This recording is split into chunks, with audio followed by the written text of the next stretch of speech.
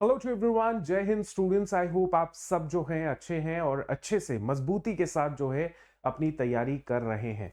अब आज बात होगी मुद्दे की। मुद्दा क्या है कि सब्जेक्ट्स आपके पास जो आते हैं आपके सीएपीएफ पेपर के अंदर, सीएपीएफ असिस्टेंट कमांडेंट पेपर 1 में, और आपका जो सीडीएस का जो जीके सेक्शन है उसके अंदर जो आपका हिस्ट्री जो कंपोनेंट है, उस कंपोनेंट को हम लोग देखेंगे कि कौन से टॉपिक्स हैं which you have to read them, revise them, understand the concept in detail, जिससे आपके स्कोर जो है बेहतर हो पाए और जिससे आपको स्मार्ट वर्क जो होता है वो क्या होता है कि आप बेसिकली जो आपके पास आपको पता होता है कि कौन से टॉपिक से कितने सवाल आ सकते हैं या कौन से चैप्टर से कितने सवाल आते हैं।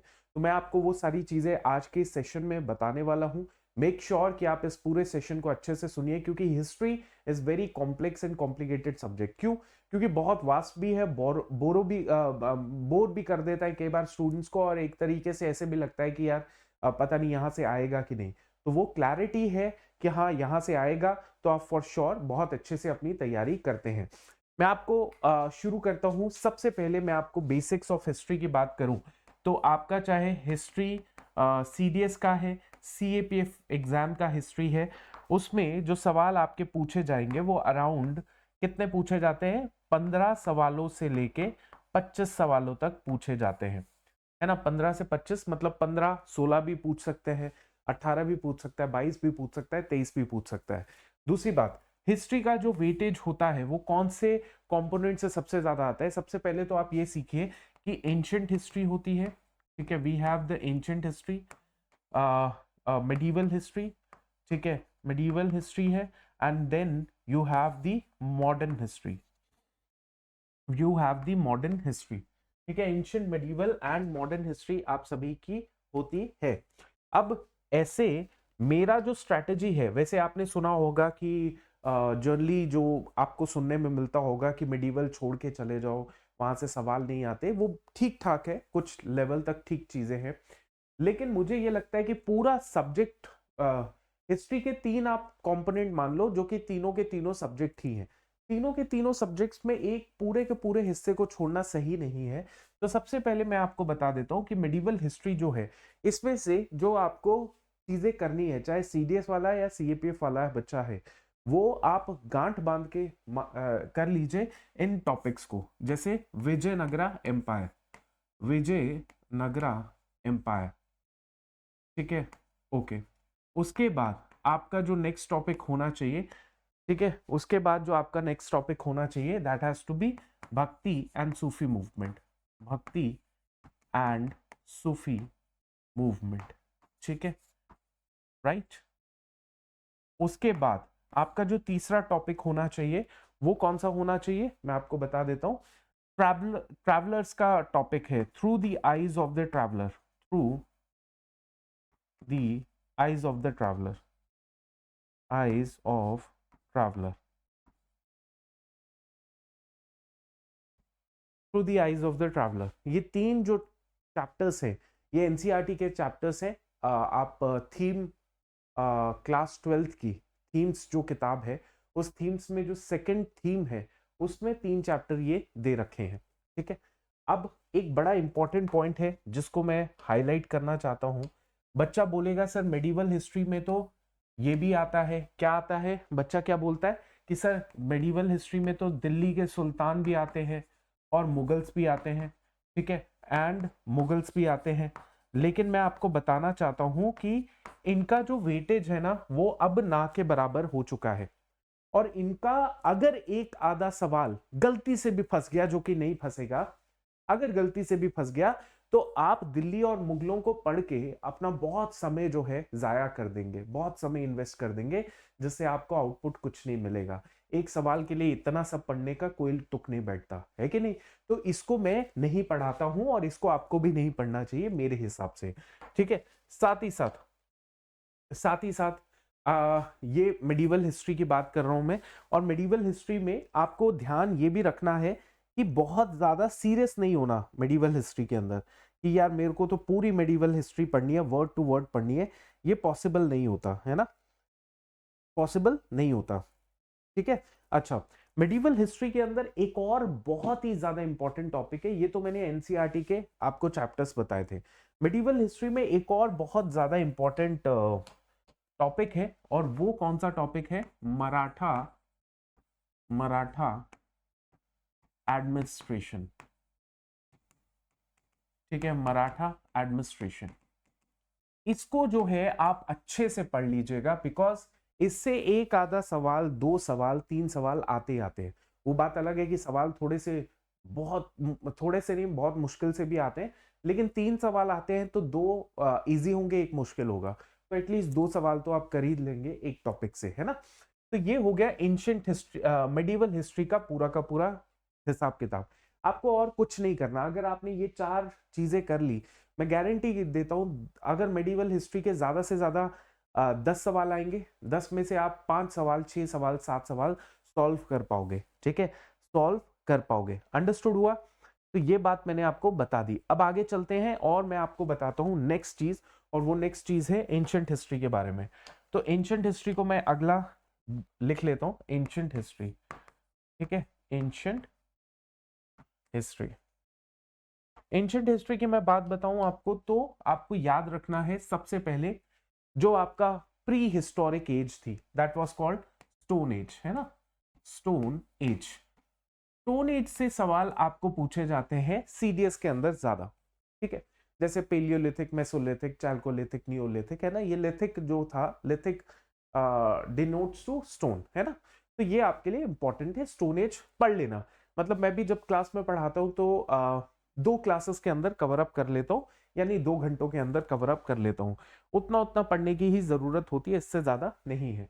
फिर उसके बाद आता है बच्चे आपका, नेक्स्ट आता है आईवीसी। आईवीसी शॉर्ट फॉर्म में लिख देते हैं, इंडस वैली सिविलाइजेशन। कंप्लीट इसका जो है आपको पढ़ना पड़ेगा। इसके 2 साधन है, 2 सोर्सेज है।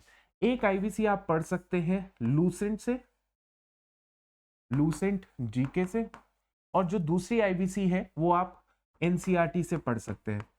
तो मैं ये दोनों किताबों को मिक्स करके आईवीसी अपना कंप्लीट करवा देता हूं। ठीक है, फिर उसके बाद हमारे पास आता है महाजनपद, महाजनपद,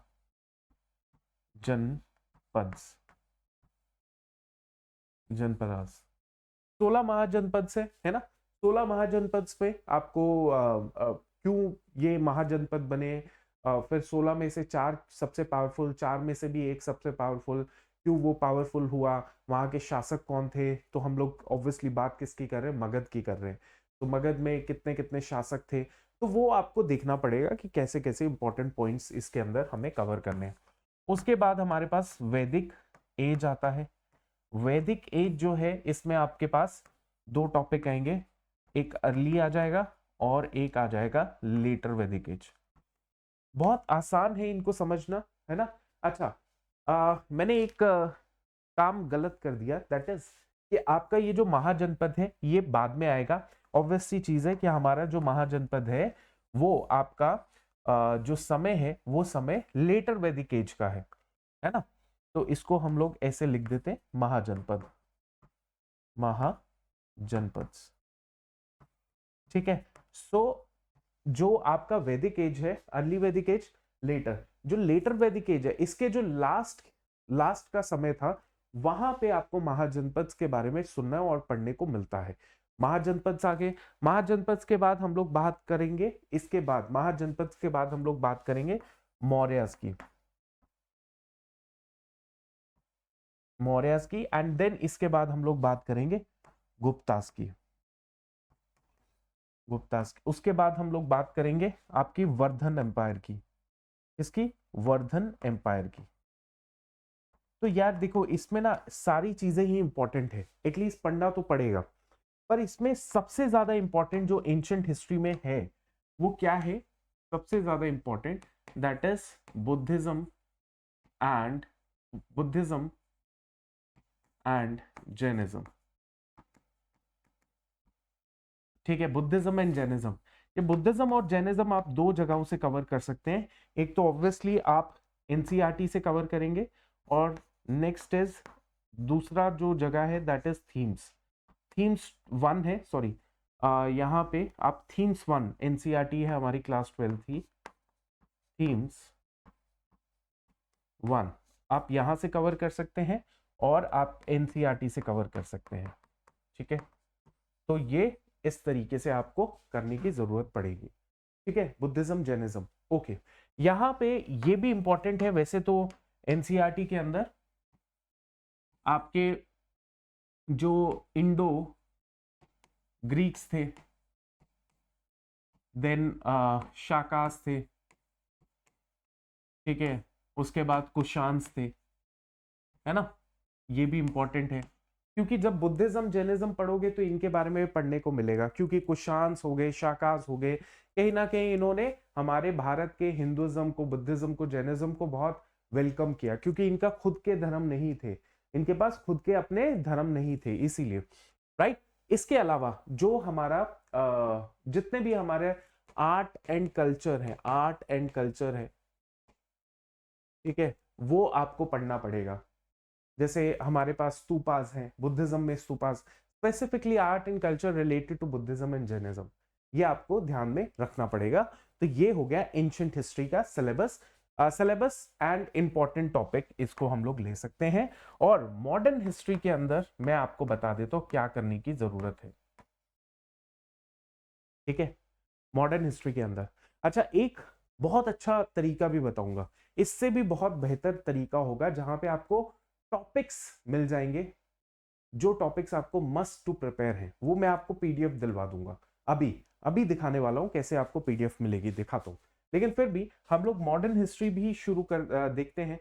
तो मॉडर्न हिस्ट्री में हम लोग क्या देखेंगे, सबसे पहले economic and political policies of the Britishers, economic and political policies of Britishers,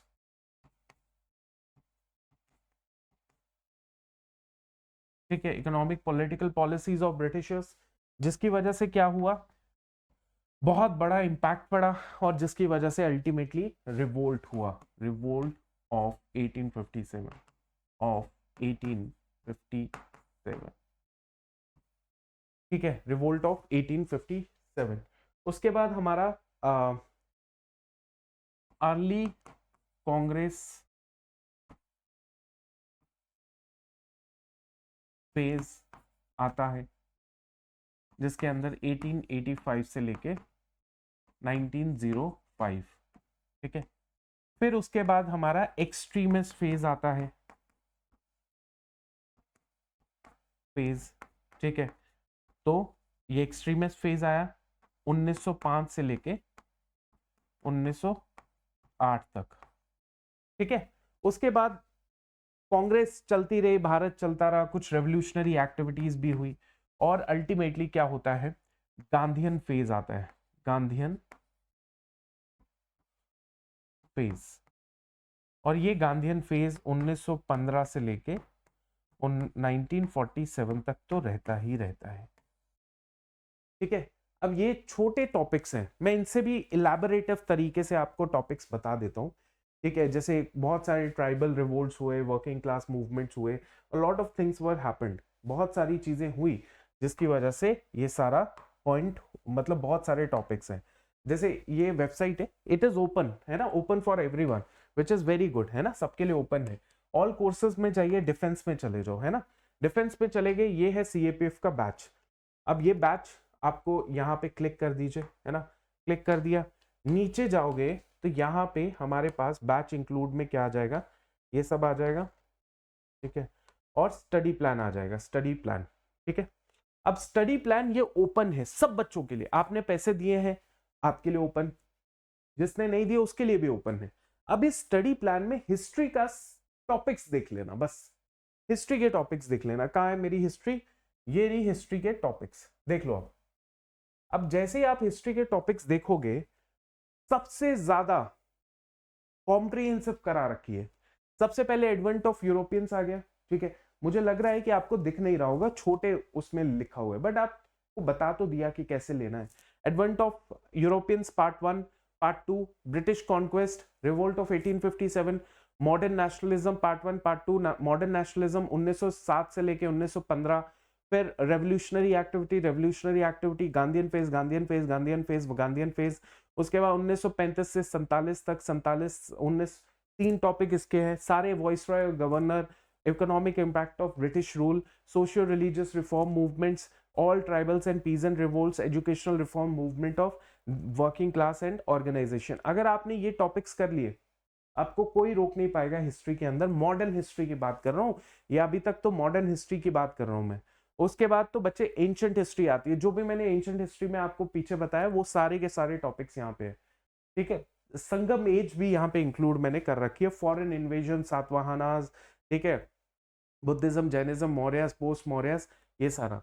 और आपकी जो मेडिवल हिस्ट्री है उसके टॉपिक्स भी मैंने कवर अप कर रखे हैं, मराठास को इंक्लूड करके। तो बच्चे ये जो है, this is what the important topics is. तो जब ऑलरेडी मैंने दे रखा है, आप गूगल पे जाओ या फिर आप लैपटॉप पे सर्च करो, अड्डा 24/7 वेबसाइट खोल ली, वहां पे डिफेंस कैटेगरी सेलेक्ट कर लो। जैसे आपने क्या किया, आप डिफेंस, आप वेबसाइट में आए, ऑल कोर्सेज में गए, डिफेंस सेलेक्ट कर लिया, ठीक है।